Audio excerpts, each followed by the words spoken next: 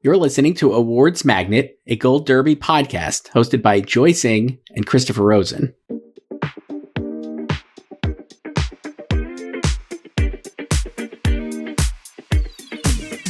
Welcome back to Awards Magnet. I'm Christopher Rosen. I'm joined by Joyce. And Joyce, we have a special episode today, an interview with PGA and DGA award winner, Sean Baker. Yes, and we talked to him 10 days before this happened. Oh, no, not 10. We're recording this 10 days before it was 8 days. It was a week. It was a week before it happened. Yes. So maybe we were his good luck charm. I don't know. I hope so. I hope he remembers us. It was a great conversation, Joyce. Love talking to Sean Baker about one of my, if not my favorite movie of the year, one of my two favorite movies of the year. It was your number one until you knocked it out in favor of Challengers. I know. Maybe I'll put Anora back in now that it's going to win Best Picture, Joyce. As we talked about, it's clearly You're such a bandwagoner. I was always on this bandwagon. Yeah, I know. But then you abandoned it for Challengers. No, I really like both of these movies. They're really great. Sean Baker was great. We talked a lot of different things. Joyce, we even talked about Take That. Yeah, he mentioned that he was about to have dinner with Take That. And this was a couple days before news broke that Take That will perform at BAFTA. Yes. So BAFTA's coming up this week. We'll see if Sean can carry the momentum of this weekend forward for his now presumed Best Picture frontrunner.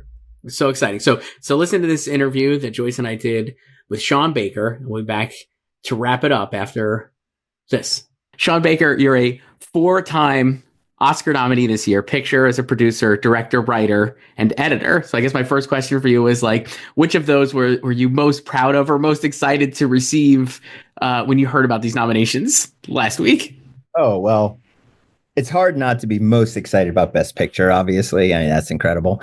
But editing means a lot to me. It truly does. I consider it just as important as writing and directing when it comes to my process. And so to be recognized for that is incredible. Incredible. Yeah. And I almost lost my mind editing this film. So I guess no. Well, you edit all of your films, and I know you also take a long break after a wrap before you get into the edit room. So what happens during that break? Is it hard for you to decompress and not think about the movie before you go into the edit room? Well, there is a recovery. You know, there's recovery. But essentially from usually what is a pretty crazy shoot. This was a longer shoot than normal. And I think I just, it's just getting back on our feet. Samantha Kwan is my wife and producer. So the both of us just, we just went through this big ordeal in a way, and we want to decompress. And as an editor, though, what I like to do is really distance myself enough from production where I've almost forgotten what I've shot. So when I'm returning to all the footage, I'm almost coming to it as a documentarian, hopefully seeing footage feeling like I'm seeing footage for the first time and telling a story from scratch. I don't look at my script supervisor book. I don't refer to my script. I mean, I know what I wrote. So it's more about just taking all this material and making it make sense and tell a story. Was there anything when you went into the edit on this that you were surprised by that you didn't even realize, maybe having obviously directed it and written it and casted it, like you do everything with these projects, but was there something when you're in the edit, you're like, oh, I didn't even realize that this would play like this or kind of be like this? Yeah, there were a few sequences that we thought would be longer, a few sequences we thought would be shorter. So yeah, just seeing it structurally evolve was interesting. And then also the actors that I was working with. My God, my entire, sometimes I mix it up. With my previous films, I've had very seasoned professionals interacting with, first timers. But in this case, my whole main cast and most of my supporting cast were seasoned professionals with years of experience. And so it was really interesting in my edit to be able to see somebody like Yura, who is an incredible actor, give me such a consistently subtle performance throughout. Stuff I was picking up, little details, things I was seeing, variations with each take, stuff he was giving me. It was gold. It was like a gift for an editor. It was really wonderful to see these actors shine. I love Yura so much in the film, and I think everyone does. Like Chris and I call him the heart and soul of the movie. But I mean, you cast all your films as well, and you actually have 5 BAFTA nominations because they have a casting category, which will be at the Oscars next year. So you could have had 5 if they had it this year. But like Yura is a huge star in Russia, so. I felt like after I saw the movie and, knowing how big his role and important Igor is in the film, I felt like, maybe like Russian audiences would flag him like, oh, he must have a bigger role in this film instead of just being like one of the goons in the background. Whereas like American audiences would not necessarily pick up on that unless they know, about Yura and his resume. So was that something you had in mind too when you were cutting? Like, this is going to be like a secret weapon, the Yura in this film. In some ways, yeah. I knew it would play very differently for them. Even with Alexei Serbakov, who is like their De Niro, he plays the father. He that's almost like a cameo. That's almost stunt casting in a way. It's like having our biggest guy come in at the very end and say very little. But yeah, no, very much so.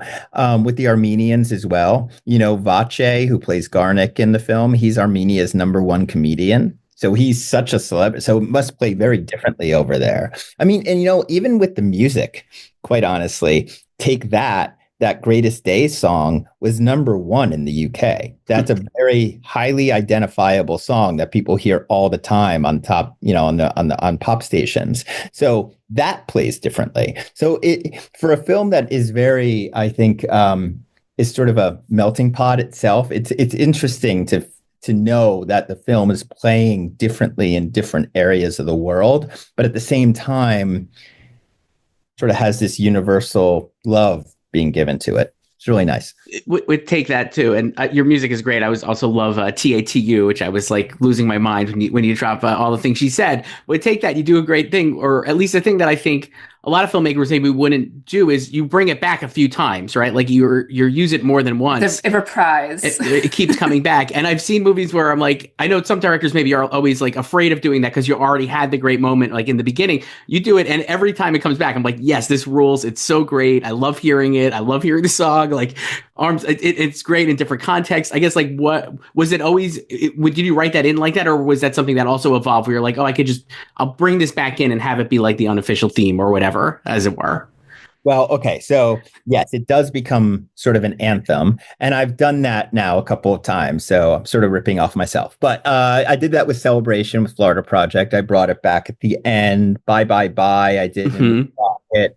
So I was doing that again where I was taking a needle drop, what they would call a needle drop, taking an established song, putting it in my film and using it almost like an anthem. But so that's that. I guess that'll answer the first part of your question. But the second part about like whether or not it sorry, I'm blanking right now. I'm so sorry. Oh, I know how it came about. Yes. Okay. This is an interesting thing. I actually choreographed the opening to 2 other songs. I was convinced would be our anthems. One of the 2. I was going to pick it. I was going to choose which one worked in post-production. I got to post-production. Neither of them worked.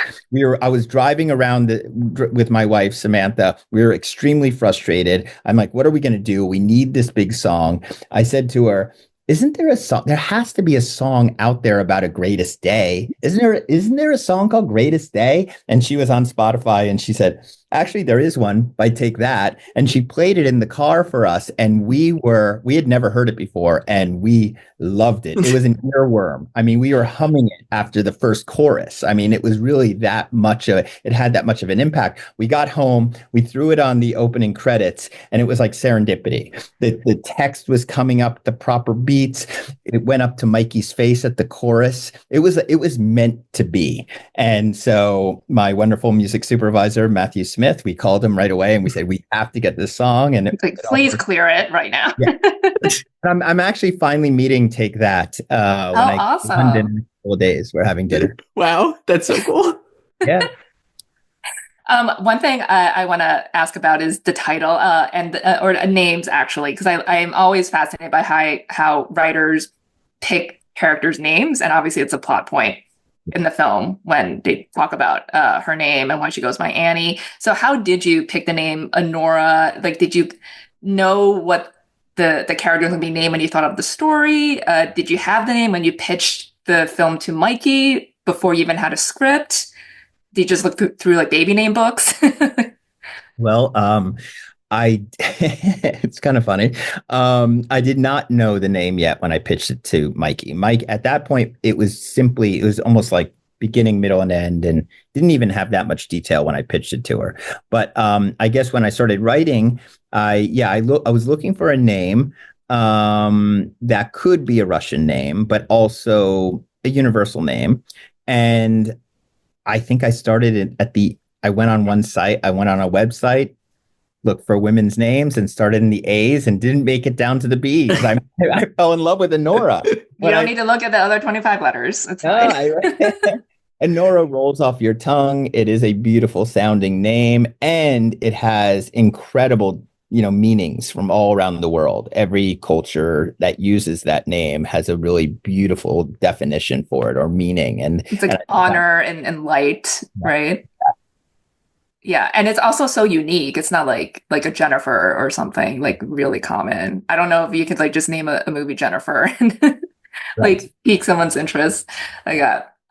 But when you pitched the film to Mikey, you didn't have anything for, and like what were you like looking from the conversation with her? Because you obviously saw her in Scream, and that's when you decided to cast her. And I guess like, were you hoping she'll be on board? And then what impressed you the most when you met her and you pitched a film to her? Well, one of the big things that impressed me was that how different she was in person from the two characters I knew her from, Once Upon a Time in Hollywood and Ghostface Killer from Scream. Okay, she is reserved. She is actually quite soft-spoken. And she's a listener, not a talker. So that was automatically, I was like, oh, well, she wasn't typecast. I mean, her performances, and that's impressive. But then I think it's important for me when I'm I'm getting on, each film takes about 3 years, and I put all of my heart and all of my time into it. I need an actor who is going to be sharing that enthusiasm with me. And she did. She had that enthusiasm. It came right back at us at that first coffee meeting where she told us how interested she was in exploring this world, taking on an accent, and if pole dancing was involved, she would start with lessons right away. I mean, like, her enthusiasm was there, and then also her taste in movies, absolutely wonderful, and quite, and actually a lot of deep dives. One of her favorite films is Possession, and so that was very impressive as well. I like to talk to my actors about movies and share films with them, and them share films with me. So we are already bonding on a cine geek level. I'm so glad you mentioned like the fact that she is like, I noticed that too, because I've been saying like she's really a lot different in real life, obviously, than she is on screen. And I think people maybe are expecting her to be that, but I'm like, wow, that's like real. I mean, this is going to sound so stupid, but I'm like, that's like real acting, because like I think a lot of times movie stars are like playing, variations like on their personalities. People, yeah, right? Like a lot of people are like, oh, they're just playing themselves. Right. And I think this, especially in this film, you see like the character is so brass and but Mikey's so reserved, like you said, it's totally different, and it really comes through, and it's really incredible. I think that's another reason why her performance is so great, on top of like being just great, is how different she is from the character. Definitely. You mentioned, I know you're a huge film fan. Obviously, I know you're on Letterboxd, and like I know you like. I love Scream personally, so I was like very psyched about that fact that you saw her in that, and we're like, I want to like when you were watching that version, that Scream, which I actually think I'm a huge Scream fan. I think the movies are all good. Like, it's like Mission Impossible. There's no bad Mission Impossible movies. There's no bad Scream movies. They're all just like different variations on this. But what was it about her in that Scream movie that you were like sparked to, I guess, like specifically? I think she showed the attitude I needed. She was playing a young adult with full of attitude. And I think, and I personally love behavioral humor, just sometimes laughing at somebody's attitude, or, and there was a really there was subtle, not just subtle, but there was a sense of humor in her performance in Scream, which I really appreciated. I mean, that moment where she's with the knife and she's like mocking the girl. She's like, ah, ah, ah. Just that alone, it's an image that sticks with me. How she was having fun with that performance, and so yeah. Go ahead, Joyce. What were you going to say? I was going to say, like, there's like a humor in her performance in Once Upon a Time in Hollywood as well. yes. Yeah. So Piggy does in the back seat remember that where she's so good. The best. Yeah. Let me ask you this. We're talking about the humor. I mean, obviously this movie is, it was a comedy at the Golden Globes. Like, it's a comedy. It's very funny. I actually laughed harder at this movie. And I think certain sequences in the second act, especially, are like laugh out loud funny. Karen Karagulian, I think, is maybe one of the funniest. My spirit animal, Toros. Truly one of the funniest performances, I would say, like, I've seen in a long time. I just think he absolutely is hilarious. And like the comedy in the movie is so great. And obviously, you wrap it up in a really bittersweet or very emotional fashion, which is also really cool. And I think also different for a comedy, but just overall, in terms of the genre, I guess, do you feel like we don't see comedies necessarily taken seriously? That's always like a thing, right? Or certainly from like the awards aspect of it too. Like, they're not as, but like this film obviously is been treated differently. And I guess, like, what do you attribute that to? And like for you, like, what do you think stands out about it in terms of it being a comedy that also is impacting people beyond being just incredibly funny? Yeah, well, thank you. I actually, I always think about this. I think that it's kind of unfortunate that we have to break down films into these two genres, drama or break down films to drama or comedy, when life is really always just a combination, of comedy and pathos. And if a film is about life, it has to be both.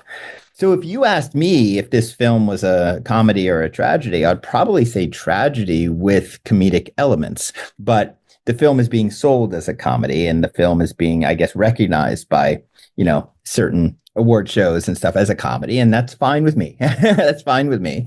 I think that it's really ultimately a balance, though. And that's what I was doing. That was my intention from the beginning, to really balance it. And to figure out when it was okay to go to places of heightened comedy and almost broad comedy, but as long as we were bringing the audience back to a grounded reality, I knew it was okay to go to those places. I didn't know how it would be received. I knew some people would appreciate that, but I wasn't sure that it was going to get a universal, acceptance, which it seems like it has, which is really nice. Yeah, for sure. I also think, like, even though broadly the film can be classified as a comedy and has a lot of comedic elements, like, Annie herself is going through a tragedy. Yeah, definitely. So I think that's like where you have the balance there too. And then you also subvert a lot of expectations in film. Like, the first act is playing out like a rom-com, and then you turn it completely on its head. And there's no, quote, happy ending necessarily for her. And then, all these goons, like, you think they're, so threatening and they're gangsters or something, but they're not. They're just like bumbling like babysitters. Yeah, exactly. Yeah. Find this 20-year-old guy. Yes, we definitely leaned into the absurdity of those moments, looking for comic relief in those moments. It's fun. Somebody told me the other day they've seen it twice, or I think they've seen it a few times, and they said the first time they see it the first viewing, they saw it as a comedy. The second viewing, it's a tragedy. Because they know what they expect. Yeah, that's really funny. Yeah. The other thing, I mean, I've clocked this in a lot of your movies. I'm a big fan of your films. Obviously, I'm sure Joyce is too. But I think in Red Rocket was a movie when I first saw it, I was so tense because I was like, oh my God, like, this is going to end so tragic or so terribly, like somebody's going to get murdered or whatever. And it doesn't really twist that way. And same with this film, where I think you may be expecting some kind of like really like intense violence or different violence than presented in the film.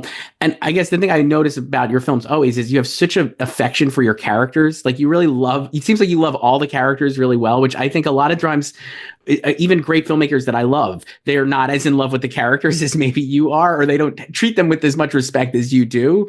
And I guess, like, does that take discipline, honestly? Because maybe it would be so much easier to have it be like, devolve into some kind of comic violence or a shootout or something when you're writing these characters, because you really do try to like elevate every single person. Even Vanya, I think you have like a real, like, even he is like not a completely one note or whatever. I just find that fascinating, the way you write these characters. And I guess, like, how do you kind of have the discipline to do that? Oh, interesting. I guess it's just because how often is there like a real, moment of extreme violence in your everyday life? I haven't witnessed it. We know it happens, but I'm trying to base my story. I'm trying to have my stories identifiable to general audiences. And I think if I think Hollywood, or maybe just in the history of cinema, we have a tendency to go to those extremes. We have to kill off a character at the end of the film, or we have to go. My films are a little more reality based and grounded, and I think that instead, just the tragedy of disappointment, or the tragedy of being wronged in some way is the extreme in a a grounded reality way. And so there's that. And then also I had something happen to me a few years ago, actually, after making Red Rocket, and a sex worker came out to one of my films, one of the screenings. And she said to me, "I've seen all your films about sex work up to now, and I want to thank you for not killing us." And I was like, "Oh, what do you mean?" She goes, "That's what Hollywood always does. They kill us off. They make us that victim, but it becomes condescending, and we become caricatures, because we just become the killed off victim for the plot and to serve the other characters." And I thought that it wasn't conscious up to that point, but then it became quite conscious of me. I was very conscious of it after this sex worker said that to me, because it really affected me. Yeah, I think you can see just the empathy you have for all your characters, but yeah, specifically when you're destigmatizing sex workers, that there's such like really humane portrayals of them, and like what that sex worker said, like, yeah, they're not used as a prop or anything, or cast aside, and yeah. But I love I guess, like, what are some of your favorite comedies? Just simply because this is a hilarious film, and I love the comedy. And I really don't, like Chris was saying before, like, haven't laughed that much out loud in the theater. I don't think I saw a movie last year in the theater that had louder laughter. So what are some of your favorite comedies? Well, I've been watching a lot of Italian comedies as of late, and I love the works of Dino Risi and Lena Waldmuller, and I love how they approach sexual politics and the comedy they find in that.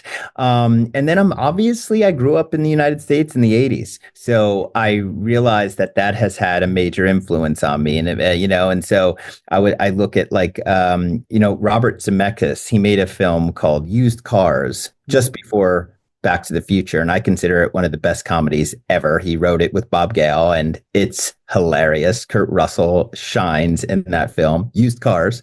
It's underrated, very underrated. And then also, the 80s work, Jonathan Demme and John Landis. I feel, in hindsight, there's a lot of Coming to America in Anora. Yeah.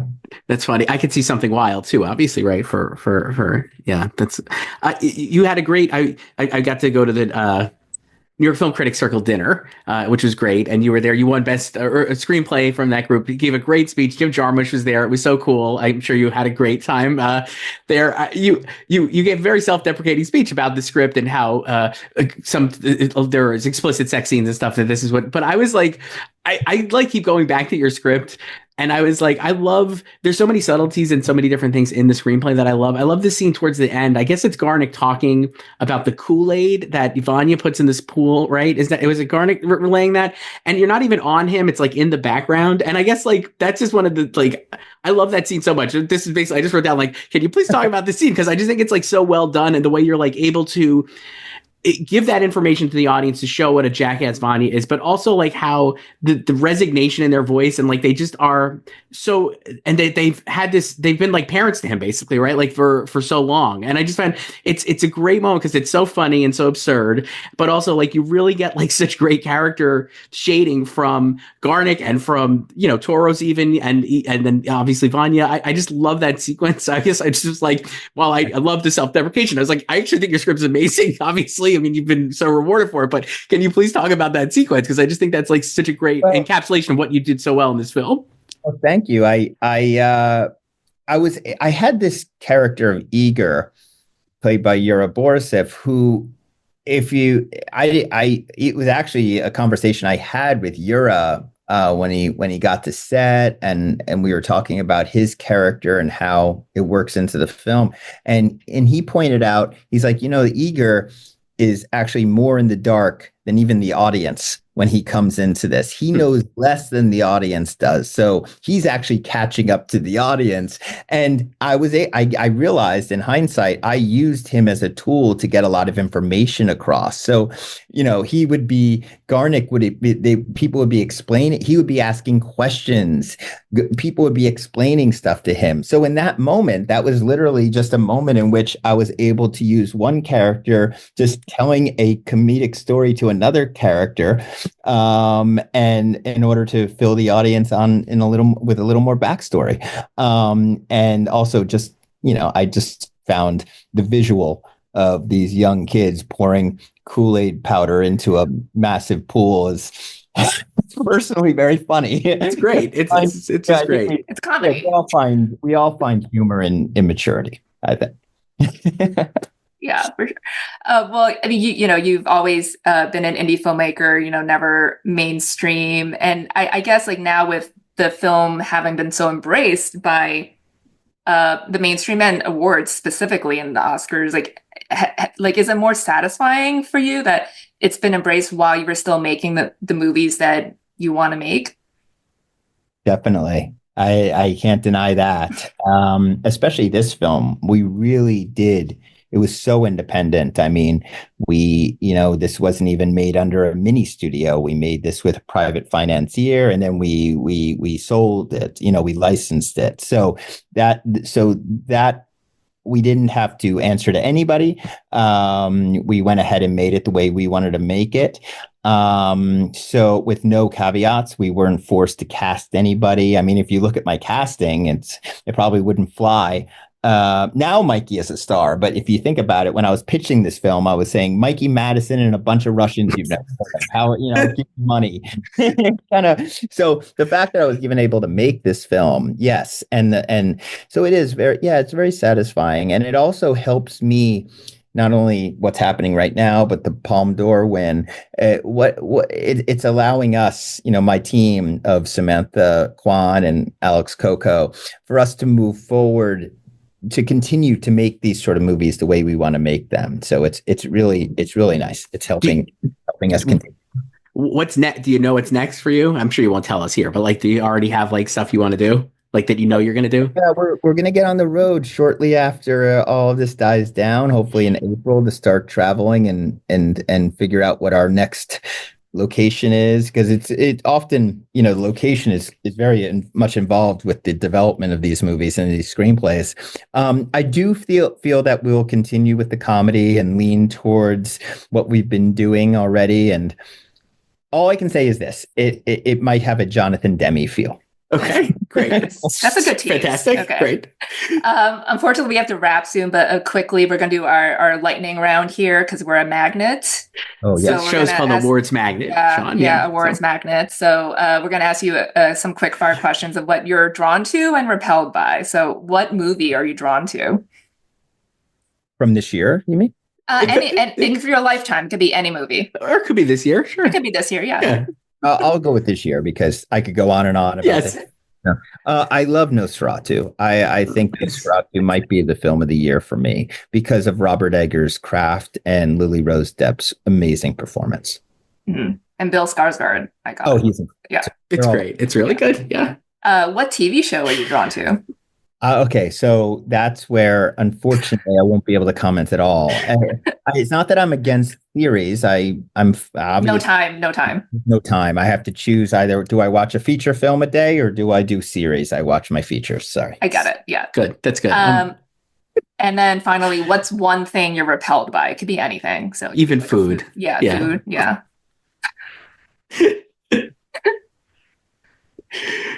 Gosh, I don't want to be insulting towards anybody.